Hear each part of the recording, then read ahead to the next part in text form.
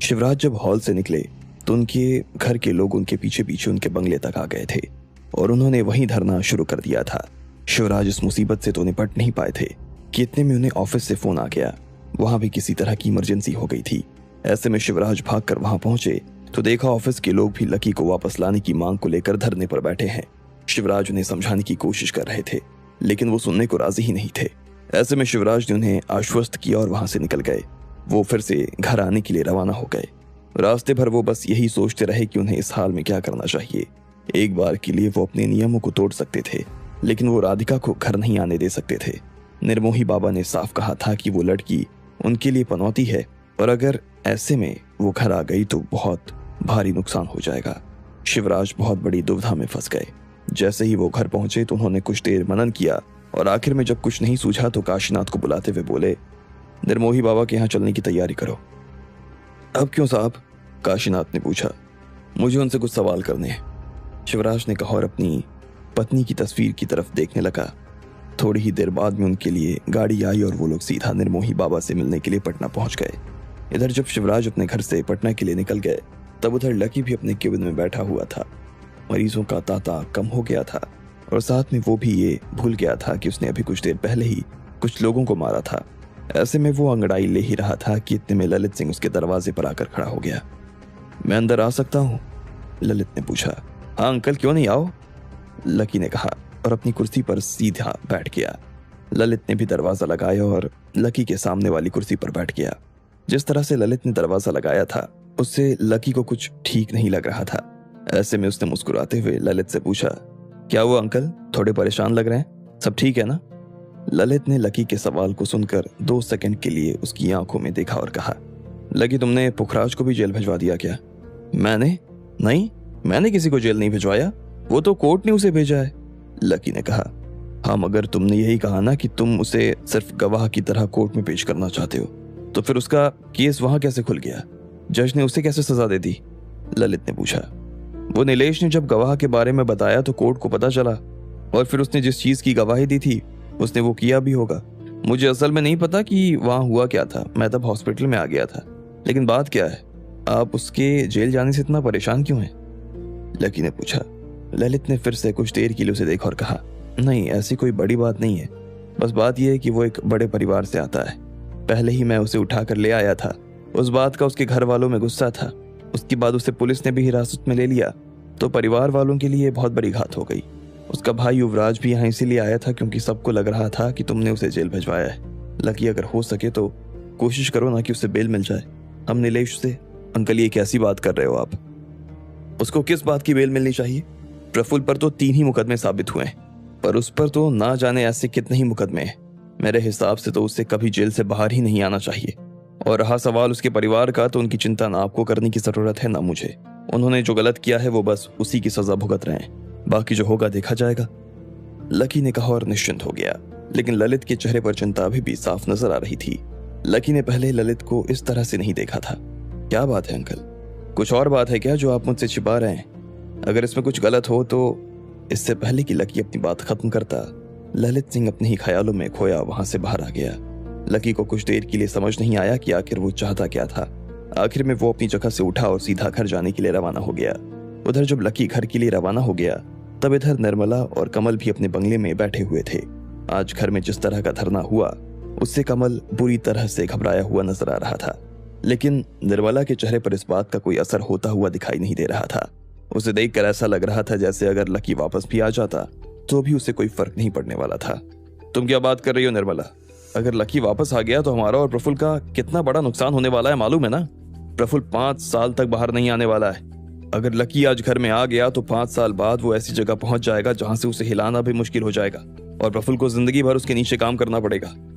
कमल ने अपनी कमर पर हाथ रखते हुए कहा, तुम कैसी बात कर रहे हो कमल?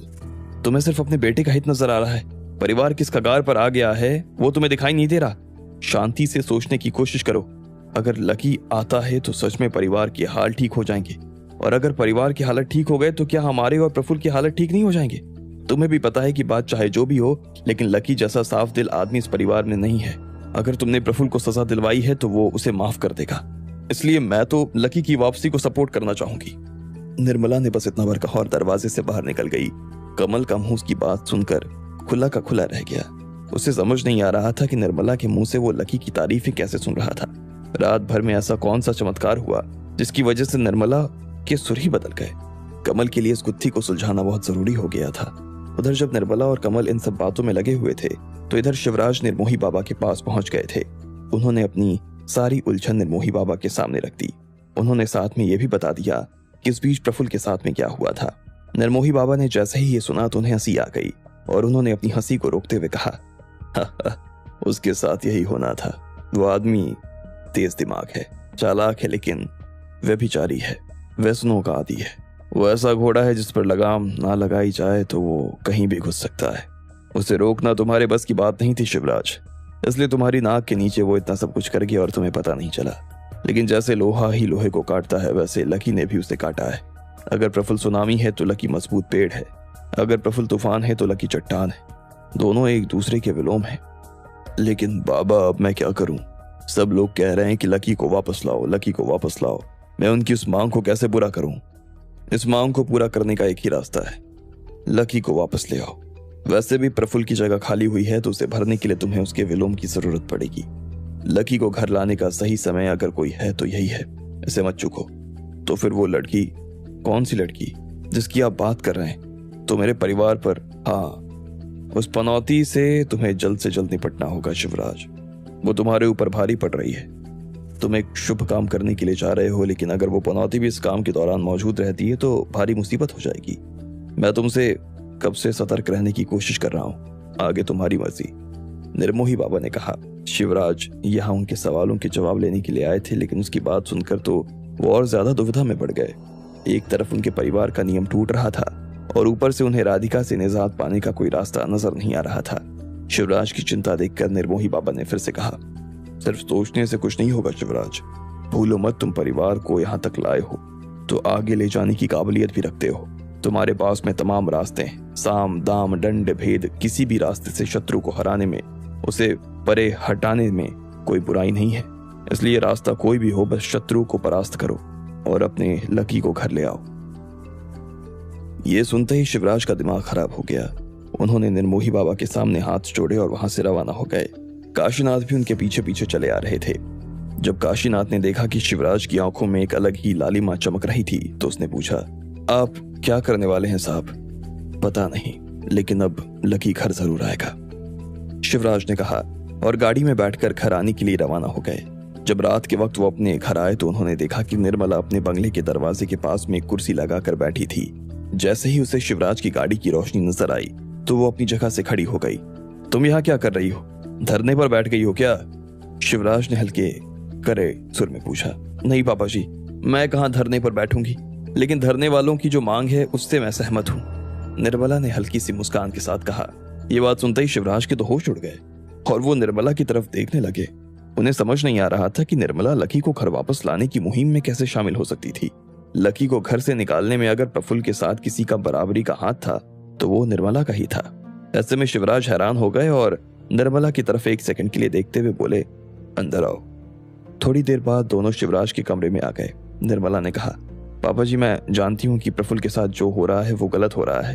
हालांकि मेरे पास इस बात का कोई सबूत तो नहीं है कि वो बेकसूर है, लेकिन फिर भी मेरा दिल कहता है कि उसने वैसा कुछ नहीं किया है जैसा इल्जाम उसके ऊपर लगाया जा रहा है। आपका ये कहना कि हम उसका केस लेकर सुप्रीम कोर्ट जाएंगे मेरे लिए बहुत बड़ी बात है।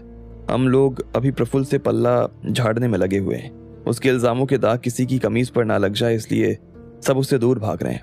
लेकिन आप ऐसे वक्त में भी उसके साथ हैं, मेरे लिए इससे ज्यादा खुशी की कोई बात नहीं है। शिवराज उसकी बात को बहुत ध्यान से सुन रहा था।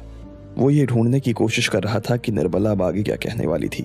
निर्मला ने भी अपनी बात को आगे बढ़ाते हुए कहा, लेकिन पापा जी, परिवार तो परिवार होता है। मेरे बेटी की वजह से परिवार नहीं है, बल्कि परिवार की वजह से मेरा बेटा है। इसलिए मैं चाहती हूँ कि इस वक्त हमें अपने परिवार को बचाने पर ज्यादा ध्यान देना चाहिए। हालांकि मुझे नहीं लगता कि इसमें लकी हमारी कोई मदद कर पाएगा, लेकिन उसने परिवार से बाहर रहते हुए भी अभी तक जो किया है मैं उसे खारिज नहीं कर सकती हूँ। अगर सब लोगों को लगता है कि लकी को वापस आना चाहिए तो मुझे और कमल को उसमें कोई दिक्कत नहीं है। वो आता है और उसके आने से परिवार के हाल सुधरते हैं तो मेरे लिए उससे अच्छी और कोई बात नहीं हो सकती। मैं आपको ये बात यहाँ बताने के लिए इसलिए आई हूँ क्योंकि मैं सामने से मोर्चे में शामिल नहीं हो पा रही थी। असल में मेरी हिम्मत नहीं हो रही थी, लेकिन फिर भी मैं ये बात कहना जरूर चाहती थी, तो इसलिए मैंने कह दिया। लकी को राधिका के साथ घर लाने में हमारी तरफ से आपको कोई अड़चन महसूस नहीं होगी, इस बात की मैं गारंटी लेती हूँ। शिवराज ने निर्मला की बात सुनी और उसकी तरफ देखता रहा। उसके चेहरे पर उसे चालाकी का कोई भाव नजर नहीं आ रहा था। उन्होंने हल्की सी मुस्कान के साथ कहा, आज तुमने बहुत बड़ी बात कही है, काश अभिलाषा भी तुम्हारी तरह इस बात को। खैर छोड़ो, अगर मैं लकी को वापस लाने के बारे में सोचूंगा तो तुम्हारी बात का ध्यान जरूर रखूंगा, शिवराज ने कहा और मुस्कुरा दिए। निर्मला ने उनके पैर छुए और वहां से निकल गई। काशीनाथ अब भी हैरानी भरी नजरों से निर्मला को देख रहा था, लेकिन इधर मन ही मन शिवराज ने कुछ तैयारी करनी शुरू कर दी। अब आगे क्या होने वाला था? क्या लकी फिर से अपने घर आ पाएगा? क्या अग्रवाल परिवार की ये हड़ताल खत्म होगी? आपको क्या लगता है, क्या होंगे इन सभी सवालों के जवाब? कमेंट बॉक्स में कमेंट करके हमें जरूर बताएं और सभी सवालों के जवाब